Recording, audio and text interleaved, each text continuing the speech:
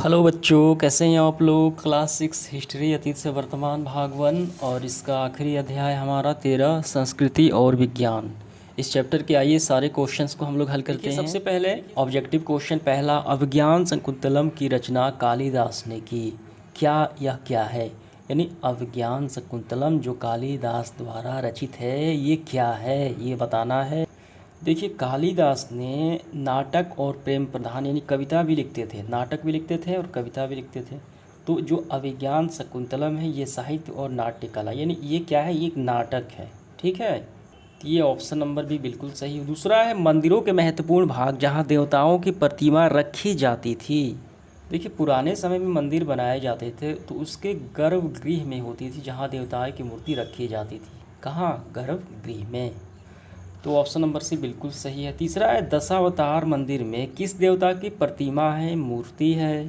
तो ये रहा दशावतार की जो मंदिर है, तो वहाँ पे देखिए कहाँ है, देवगढ़ में दशावतार की मंदिर, ये भगवान विष्णु को समर्पित है। ठीक है, तो ये ऑप्शन नंबर ए बिल्कुल सही। इनमें से देखिए चौथा है, इनमें से सबसे पहले किस पुस्तक की रचना हुई। तो सबसे पहले जो है पुराण की रचना हुई।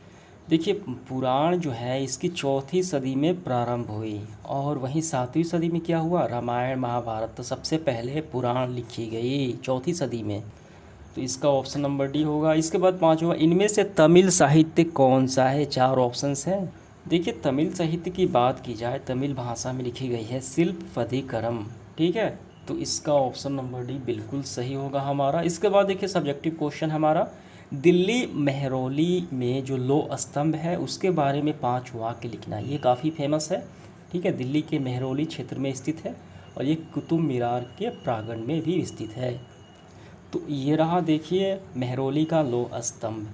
तो ये जो लो स्तंभ है इस पे लिखी गई है कुछ बातें, वहाँ पे चंद्र नामक यानी चंद्र लिखा गया है। तो इससे ये मालूम चलता है कि ये चंद्रगुप्त द्वितीय ये इसका निर्माण कराया था। और इसका एक और ख़ास बात है कि 1600 ईस्वी यानी हज़ारों वर्ष होने के बाद भी इसमें जंग नहीं लगा है। तो इसका आंसर हम इस तरीके से लिखेंगे इसके बारे में, दिल्ली मेहरौली लो स्तंभ में चंद्र नाम उल्लेख है। ठीक है, शासक मिलता है, इससे चंद्रगुप्त द्वितीय को संस्थापक माना गया। ये 1600 साल से भी ज़्यादा पुराना है, जो अभी तक जंग नहीं लगा है, जंग रहित है। दूसरा सवाल देखिए, ऐतिहासिक महत्व के 2 इमारतों के बारे में हमें नाम के साथ 5 पंक्तियाँ लिखनी है। कितने इतिहास में जो इमारतें बनाई गई हैं 2, उसमें से 2 के बारे में लिखना है 5-5 पंक्तियाँ। देखिए, सबसे पहले आपको लिखना है भगवान विष्णु का दशावतार मंदिर। तो इसके बारे में आपको यहाँ से लिखना है, ये रहा मंदिर, दशावतार मंदिर।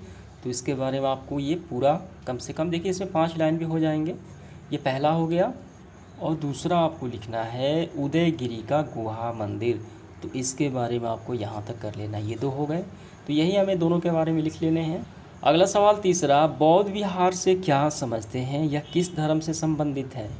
तो यहाँ पे नज़र डालिए, जो बौद्ध विहार होता था, स्फूत होता था, गुहा मंदिर होता, ये क्या है, बौद्ध भिक्षुओं का निवास स्थान होता था, जिसे बौद्ध विहार कहा जाता है। ये बौद्ध धर्म से संबंधित है। तो इसका आंसर हम कैसे लिखेंगे, इसका आंसर मैं यहाँ पे स्क्रीनशॉट लगा देता हूँ, वहीं से आपको कर लेने हैं। इसके बाद देखिए, आओ चर्चा करिए, परीक्षा के दृष्टिकोण से नहीं है, ये आपको अपने से कर ले हैं वार्तालाप के तौर पे। ठीक है, अब इसके बाद देखिए अगला जो चैप्टर है हमारे इतिहासकार, ये इतिहास में जो लेखक हैं उनके बारे में जिक्र किया गया है। जो है इसमें कोई क्वेश्चन नहीं है, आपको सिर्फ पढ़ने के लिए है। ठीक है, तो इस तरीके से हमारा सेशन समाप्त हुआ। धन्यवाद।